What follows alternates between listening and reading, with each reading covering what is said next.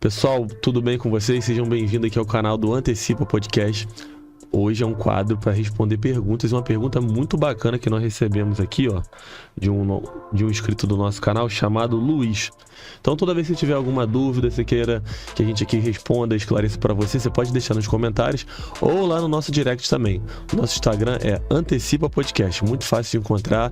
Eu convido todos vocês a se inscreverem aqui no canal e seguir nossas redes. Tudo tranquilo aí, Wesley? E aí, meu camarada? Tô tranquilo, graças a Deus. Vamos para mais uma aí. Mais um bate-papo, né, meu irmão? Então, ó, vamos começar aqui com a pergunta do Luiz. Luiz Notário. Luiz, muito obrigado, meu irmão. Tamo junto. Ele perguntou sobre o ASO, o PCMSO, e que nós poderíamos nos aprofundar nesse assunto. E é isso que nós vamos trazer aqui para vocês. Primeira pergunta, Wesley, que é de dúvida de todos e do Luiz também. PCMSO tem prazo? Cara, na verdade, se a gente der uma olhada na última atualização da NR7, não fala lá sobre prazo, né? Assim como a gente tem a cultura da vigência, né? Mas na verdade a NR7 ela não fala sobre prazo. Olha, o PCMSO ele tem 1 ano de validade. Isso é uma cultura do mercado, né? Que ele fala que anualmente é necessário ser feito o relatório analítico. Obviamente que você precisa atualizar o PCMSO, porque a empresa hoje tem 50 funcionários, amanhã pode ter 60, depois de amanhã 40. Então, entra uma função hoje, amanhã não tem aquela função, então é necessário você fazer atualizações. Mas na verdade o correto é você só ir fazendo atualização. Atualização 1, atualização 2, 3, ou revisão 1, revisão 2, e anualmente você fazer o relatório analítico. Ou seja, fechou, por exemplo, dezembro, faz o relatório analítico referente ao ano de 2024, 2025 e etc. Basicamente é isso. Mas assim, existe uma cultura no mercado, que não é errado também, pelo menos é uma forma de controlar, né? De colocar lá a validade. Ó, o documento tem validade de 1 ano, na verdade. Mas a norma não especifica. Mas acaba que o mercado trata isso dessa maneira, regra, então, né? Acaba que segue dessa forma. Mas o ideal é isso. Você faz hoje, iniciou o primeiro PCMSO, e você vai fazendo a atualização de acordo com a necessidade. Fechou o ciclo daquele ano ali, você faz um relatório analítico. É porque se você se prender em datas, vamos supor, é agosto, todo ano agosto vence. Provavelmente você vai ter um PCMSO furado, né? Se tua empresa tiver uma rotatividade alta, e também não pode se prender nisso. O que acontece também? Acaba que a galera faz o seguinte, principalmente porque assim, a gente parte do princípio que muitas empresas, né, pequenas empresas, não tem um profissional de segurança do trabalho, muitas das vezes. Então quem faz é uma consultoria. A entrega, como o cara olha lá e fala assim, hoje estamos em agosto de 2024, vence agosto de 2025, ele guarda o documento ali, ele só vai mexer nesse documento em julho do outro ano, que ele fala assim, vai vencer em agosto, mas na verdade esse documento ele precisa ser interativo, ele precisa andar e se mover de acordo com a empresa. A empresa ela é dinâmica. A empresa hoje tem 50 funcionários, daqui a 1 ano vai ter 50 funcionários, vai ter as mesmas funções e as mesmas atividades. Então o PCMSO precisa acompanhar isso. Então, de acordo, houve mudança, o correto é você fazer uma atualização, faz uma revisão, até porque os riscos vão mudar, e aí é necessário que os exames também mudem. Pode ser que acrescente exame e pode ser que retire exame também. Então é ideal que você faça esse acompanhamento, né, junto com o médico coordenador, né, do trabalho, o médico coordenador do PCMSO, durante o decorrer daquele ano. Essa parte você falou, até numa outra empresa que eu prestei serviço, quando nós entramos tinha esse furo, muitos exames que não deveriam ser feitos e algumas funções, exames que estavam faltando. Então, assim, a gente conseguiu reduzir o valor do custo com os exames, mas a gente conseguiu remanejar e adequar que todo mundo fizesse de uma maneira correta. Então, por isso que é importante ser um documento vivo, né? Exatamente. Isso sempre foi dito, que segurança do trabalho, documentação era para ser viva. Agora o E-Social está fazendo isso na prática. Exatamente. Que é até uma outra pergunta do próprio Luiz. Como que você deve lançar esses dados do ASO no E-Social? Se é o mesmo profissional que lança, quem é o responsável? Então, na verdade, o pessoal tem que entender o seguinte, há até uma confusão, né? As pessoas falam assim, exemplo, né? A empresa tem um contrato com uma empresa de consultoria, ela diz assim, não, a obrigação de enviar o evento é da empresa de consultoria. Não, a obrigação de enviar o evento é da empresa, é do empregador. Agora, ela deve passar para quem é de direita. Ela faz um contrato com uma empresa de consultoria, faz um contrato com uma empresa de contabilidade, faz um contrato com um médico coordenador do PCMSO, com um engenheiro, com um técnico, etc. Ela vai... Aí, o que é o bizu aqui? Galera, esse bizu aqui você não encontra em qualquer lugar, não. Quando você vai enviar esse evento para o e-social, você precisa enviar através do certificado digital da empresa. Toda empresa tem um certificado digital. Então vai entrar lá no meu Gov e você precisa fazer esse evento. Então, como eu disse aqui, a maioria das médias empresas, pequenas empresas, às vezes não tem um profissional de segurança do trabalho para fazer isso. Então, o que ela tem que fazer? Ela vai ter que terceirizar isso. O que ela precisa fazer? Que aí é o bizu para você que tem interesse em relação ao e-social. O empregador precisa entrar lá no ECAC, site do ECAC, que é vinculado ao meu Gov, e ele vai fazer uma procuração eletrônica. Lá no ECAC vai ter um item lá, senhas e procurações. Ele vai entrar lá na procuração e aí ele vai digitar lá ou o CPF ou o CNPJ de quem vai fazer. Exemplo, eu sou a empresa X e quero contratar você para poder enviar o evento do e-social. Eu posso colocar o teu CPF e você vai ter autorização. Aí tem um grupo lá, SST, dentro do ECAC, você vai clicar na flag e eu vou autorizar você através do seu Gov, através do seu sistema, enviar os eventos em meu nome. Então, o correto é isso. O empregador precisa autorizar uma empresa de consultoria, uma empresa de contabilidade, ou se o seu SESMIT for fazer, não há necessidade, que é o seu SESMIT vai enviar através do próprio certificado digital. Então, a obrigação é da empresa. E aí, o empregador, ele vai designar quem vai realizar essa atividade. Inclusive, pessoal, você que está assistindo a gente aí, se tiver com dúvida na sua empresa, dificuldade, pode mandar uma mensagem pra gente lá no direct, tá? Estamos aí para te auxiliar, para te ajudar nisso também, porque principalmente pequenas empresas, né, velho? Foi o que você falou. Com certeza. Às vezes fica na mão do contador, o contador não tem esse conhecimento aprofundado, ou o próprio RH também. Então manda mensagem pra gente aí que nós vamos ajudar e auxiliar vocês. E um outro bizu é que a gente já falou isso em um outro vídeo. Não lembro agora qual foi o vídeo, mas nós já falamos isso já. Se eu não me engano, foi no último vídeo. A gente não envia, pessoal, o ASO para o e-social. A gente não envia o PDF, a gente não envia. Não é isso. A gente envia, nós enviamos as informações do ASO. Então, vai enviar lá o nome do médico examinador, vai enviar o nome do médico coordenador, a data que foi realizado, o nome dos exames, vai transformar isso em XML e envia para o site do governo. Isso é uma dúvida recorrente, né? A gente até viveu isso na prática esses dias. O RH, cadê o ASO? Tem que enviar. Não. É o XML. Provavelmente quem está assistindo também já passou por isso na prática. Uma outra dúvida também é com relação aos exames. Se você pode aproveitar o exame admissional na demissão, como é que é feita essa relação? Então, bacana isso. Existe um prazo de validade, vamos lá, 2 parâmetros. Um é o prazo de validade, você realizou o exame admissional.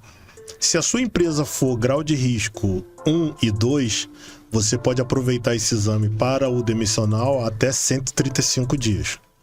Se a sua empresa for grau de risco 3 e 4, você tem 90 dias que você pode aproveitar. Ou seja, você contratou, vamos dizer que é um grau de risco 4, e você contratou um trabalhador e vamos supor que ele não vai passar na experiência. Você não precisa realizar o exame demissional, porque a experiência é de 90 dias, você faz a demissão dele e reaproveita o exame.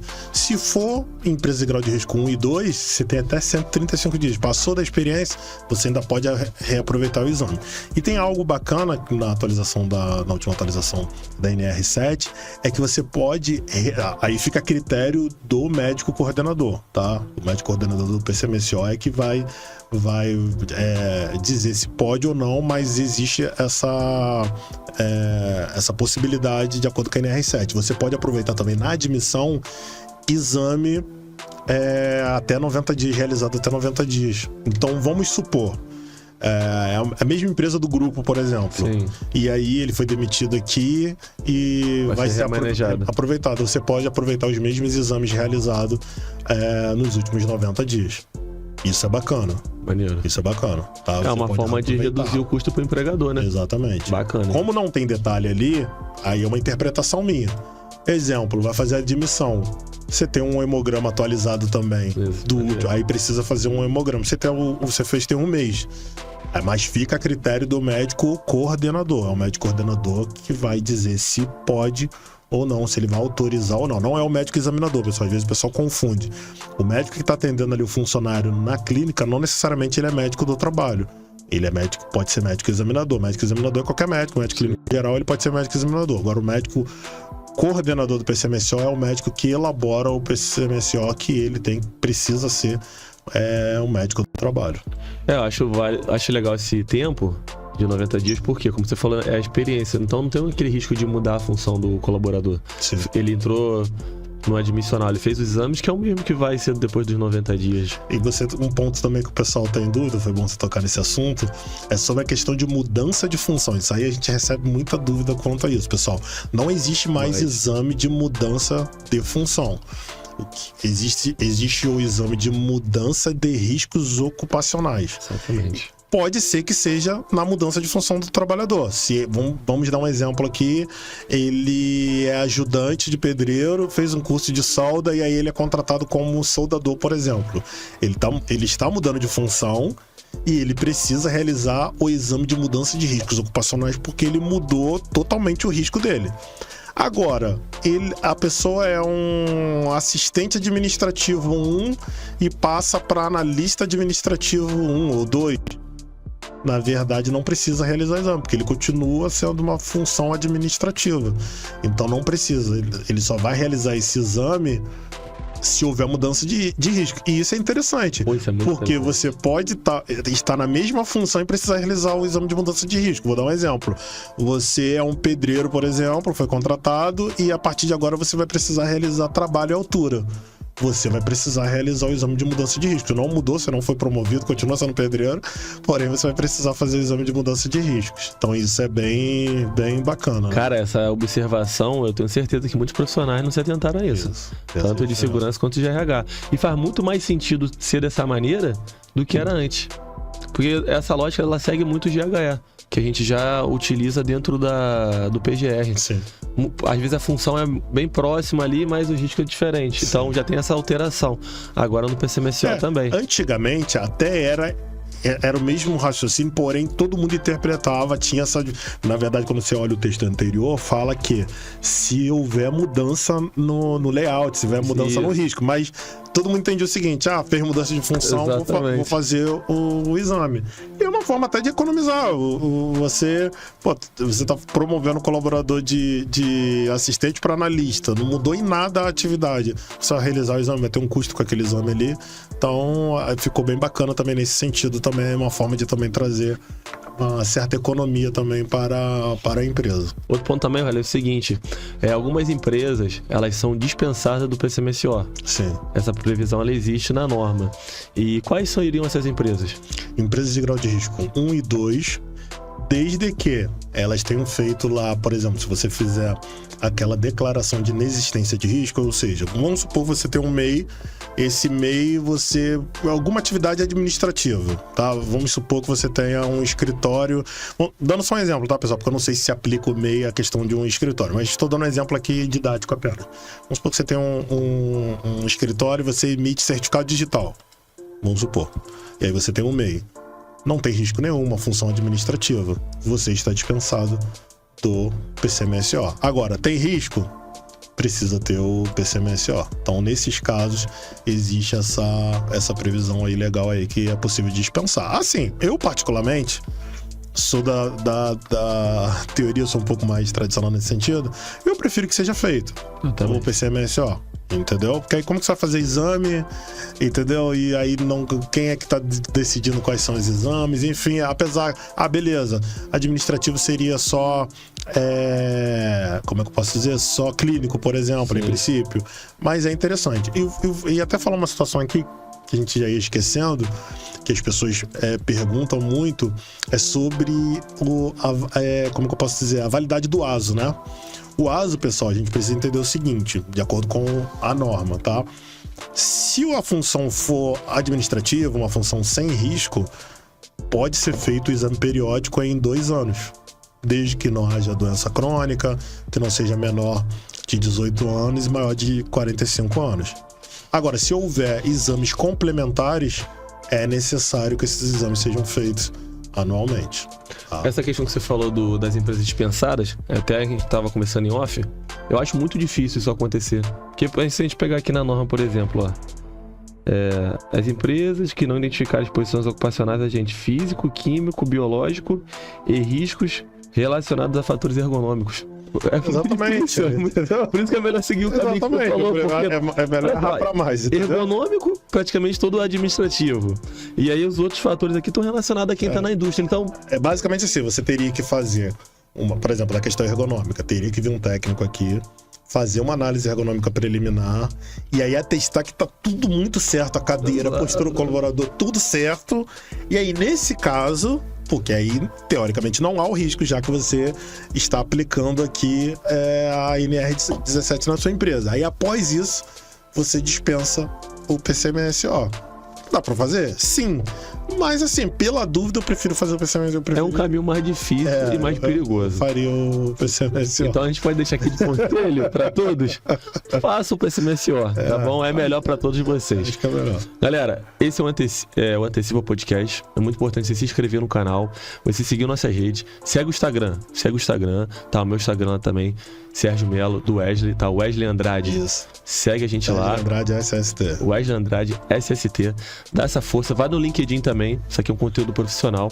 Nós precisamos que vocês nos sigam lá, tá bom? E mande as perguntas. Como o Luiz fez, nós estamos lendo as perguntas e dando atenção a vocês, tá bom? Forte abraço, estamos juntos.